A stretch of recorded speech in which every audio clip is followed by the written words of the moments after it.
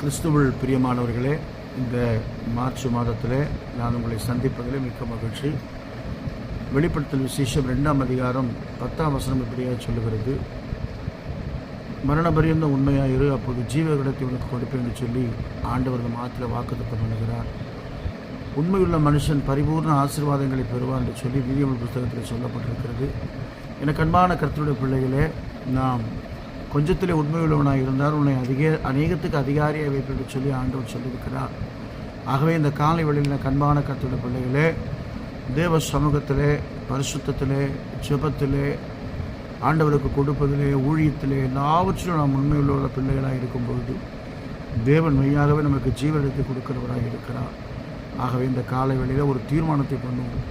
ஆண்டவரே, இந்த உலகத்தில் வாழ்கிற வரைக்கும் நான் உண்மையாக இருப்போம் என்று சொல்லி தீர்மானம் பண்ணி ஜெபிப்போம். கர்த்தர் நம்மை ஆசீர்வதிப்பாராக. ஆமென், ஆமென்.